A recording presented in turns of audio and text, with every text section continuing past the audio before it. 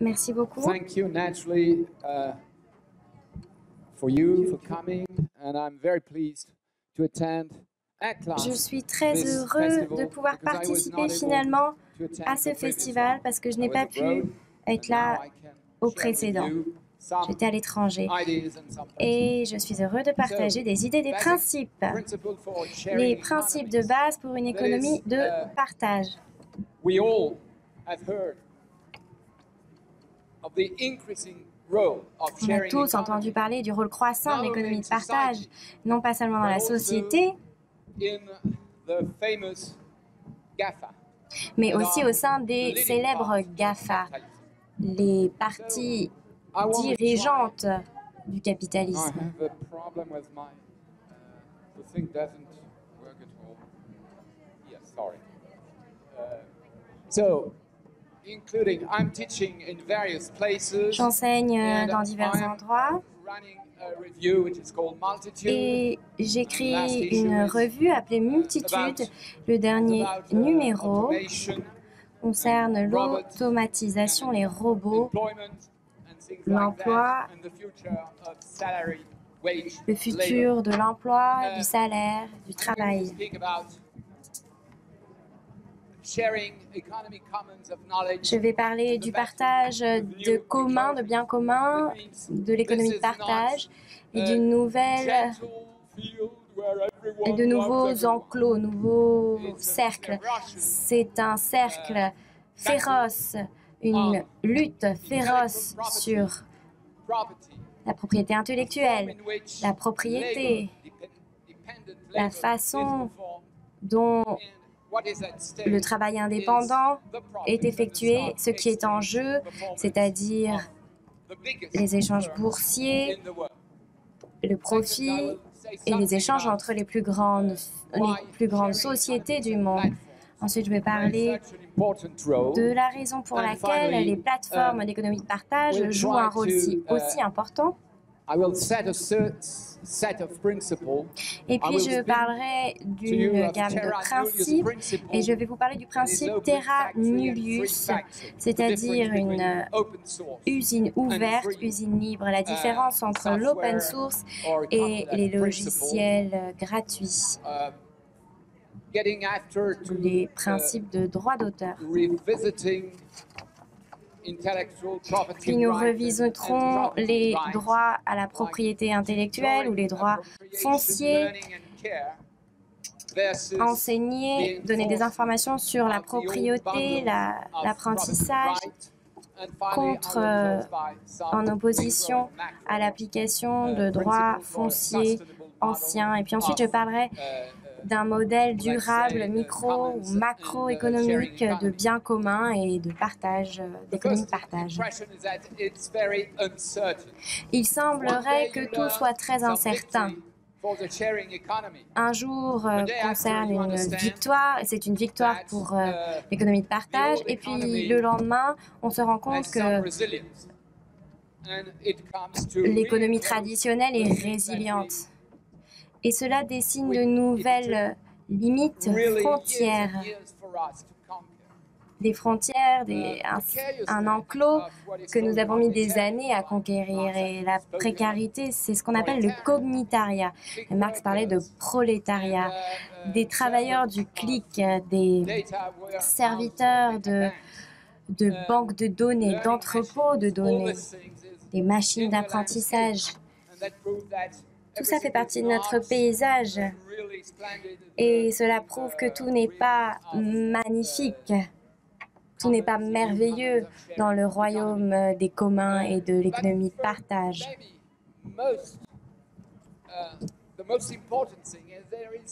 Le plus important, c'est qu'il y a des écarts, des incohérences entre les politiques publiques et les pratiques spontanées des personnes d'un côté et le secteur non commercial de l'économie de partage et le nouveau secteur écologique croissant tels que Uber et Airbnb de l'autre.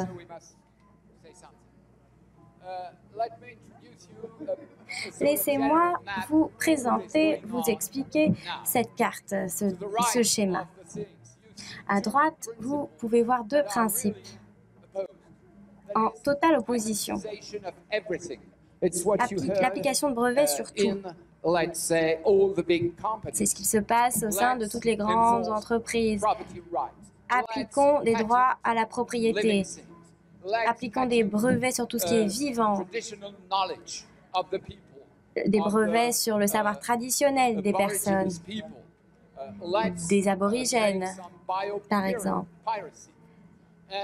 Pratiquons la biopiraterie.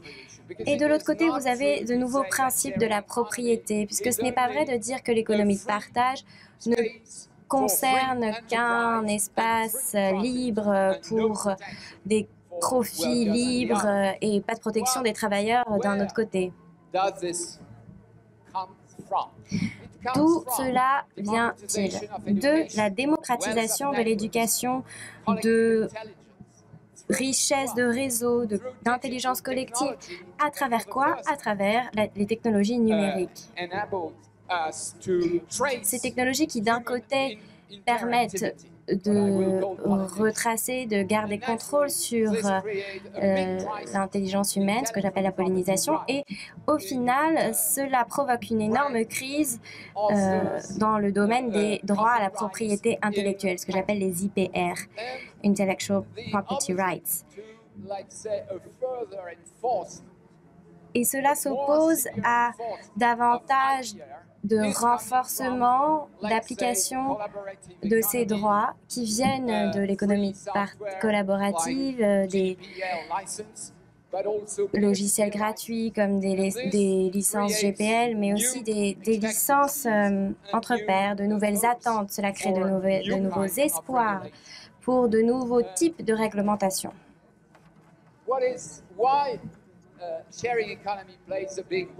Pourquoi est-ce que l'économie de partage joue un grand rôle? C'est un grand rôle qui, en fait, ne tient qu'à un seul principe, la pollinisation. Regardez les abeilles, par exemple. Elles ont un rendement. 1 milliard de dollars par an dans le monde. Du miel, de la cire vendue sur le marché qui donne 1 milliard de dollars. Mais qu'est-ce que font les abeilles, demandez-vous? Nous savons tous qu'en fait, les abeilles jouent un rôle bien plus important que le simple fait de fabriquer du miel et de la cire. Elles pollinisent la nature. Elles préservent la nature, mais elles pollinisent également les cultures, l'agriculture. Donc si vous calculez le poids économique,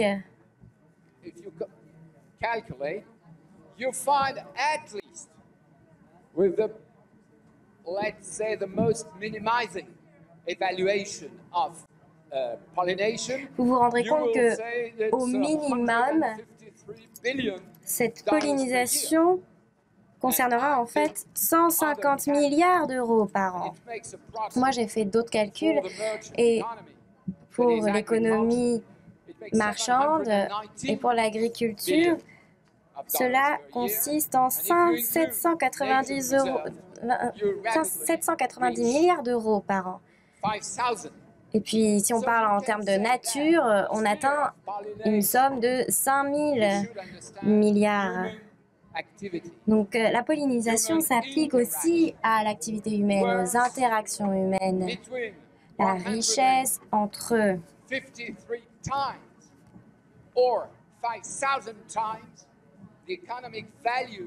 l'écart entre 153 ou 5000 fois plus la valeur de leur implication. Le revenu des abeilles est bien plus grand, bien plus large. Alors, qu'est-ce que le capitalisme cognitif? C'est un capitalisme qui a pris en compte cette tendance, ce phénomène, à travers les appareils numériques, et c'est ce que Google, Amazon, Facebook, etc. ont fait. Ils ont compris qu'ils pouvaient capturer 10% de cette interaction humaine et 1,10% de cette interaction humaine et 1,10% de ces millions de dollars. Et vous comprenez que tout cela revient à beaucoup plus que le total de l'économie traditionnelle.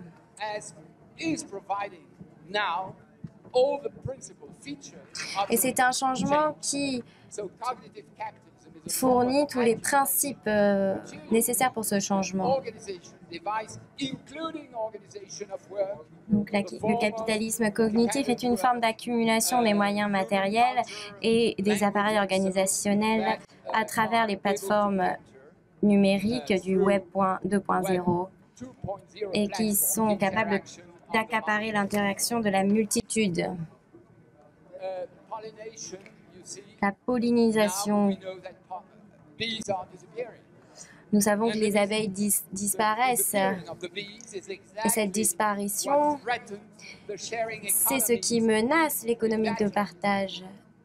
Et c'est cette attitude prédatrice, cette peur des communs numériques. Et nous devons donc naturellement lutter contre ce futur qui menacerait l'économie de partage. Naturellement, cette économie de partage est un problème pour les entrepreneurs et pour les personnes travaillant dans ce marché, puisqu'il n'est pas clair, nous ne savons pas qui possède quoi, et ça c'est terrible.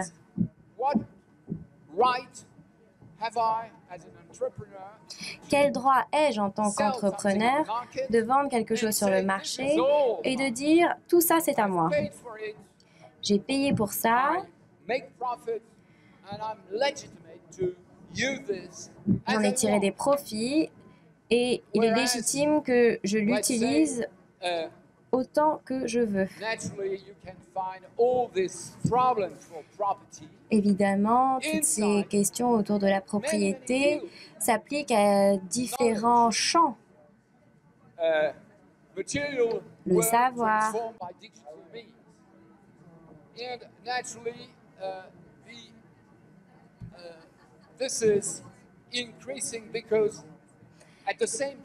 et c'est de plus en plus présent puisque l'importance du domaine public et des ressources open source augmente en parallèle.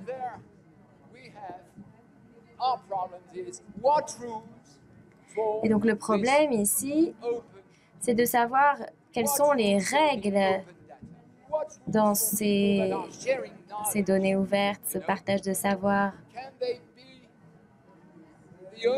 Comment sont-elles réglementées?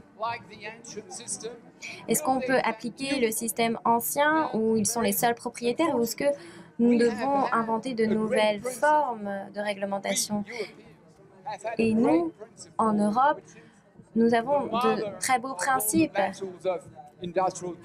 La mère de toutes les luttes du capitalisme industriel, le principe terra nullius.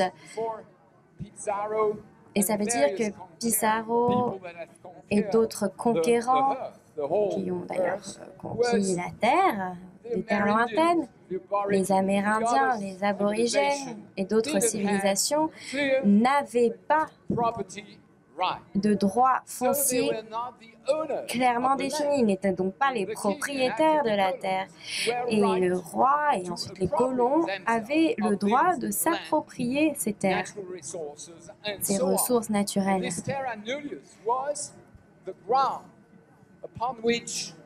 Et c'est sur cette base que la civilisation postcoloniale a refusé toute compensation suite au vol de leurs terres.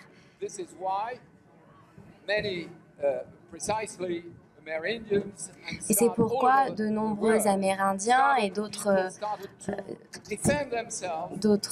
peuples autour du monde ont commencé à se défendre et ont demandé la destruction de ce principe. Et c'est arrivé.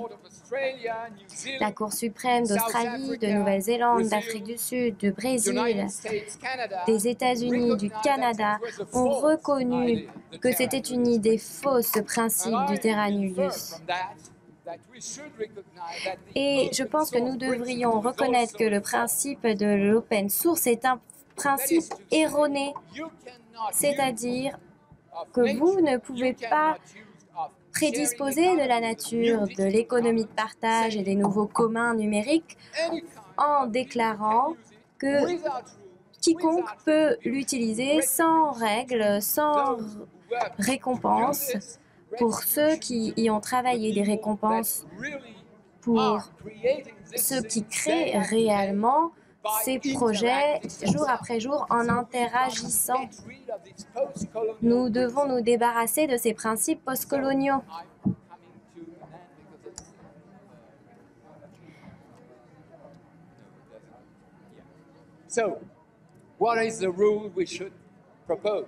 Quelles sont ces lois que nous devrions proposer?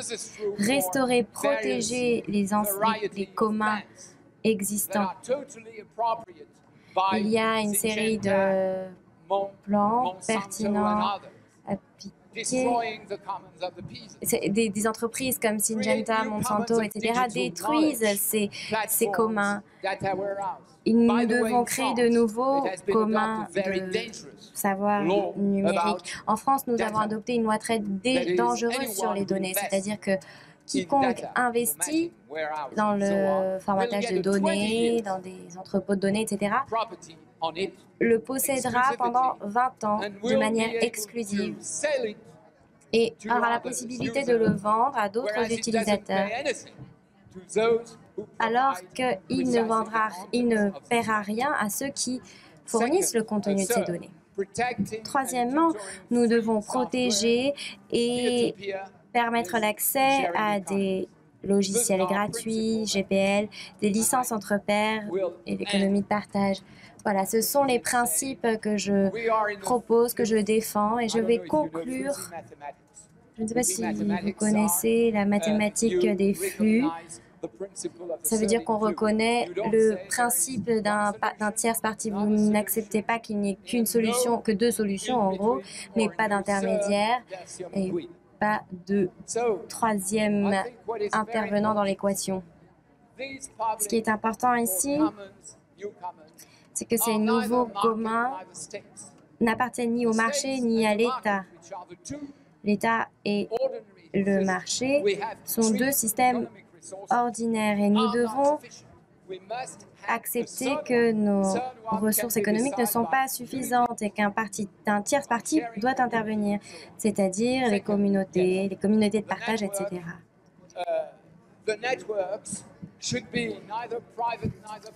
Les réseaux ne devraient être ni privés ni publics. C'est un espace neutre et commun. Le travail n'est ni une activité ni un emploi. C'est une activité de pollinisation. Le travail qui a le plus de valeur, c'est l'activité de pollinisation. C'est ce qui est le plus productif, même pour le marché. Et cela devrait être reconnu en tant que tel et mis en haut de la liste des priorités. Une récompense qui n'est ni un revenu suite à un emploi, ni un revenu redistribué. Un revenu de base inconditionnel ou un revenu de partage. Ce n'est pas une redistribution d'une valeur créée ailleurs. C'est une réelle rémunération des activités de la pollinisation des individus. Et pour financer cela, comme cela a été dit lors des sessions précédentes, nous devrions changer entièrement les principes de taxes, d'impôts. Au lieu d'appliquer des impôts entre deux flux, nous devrions imposer le mouvement.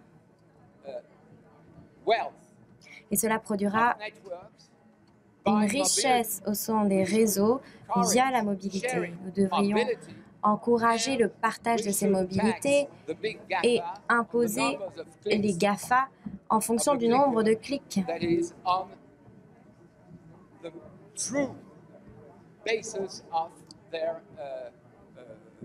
health and the true basis of their profit. Thank you.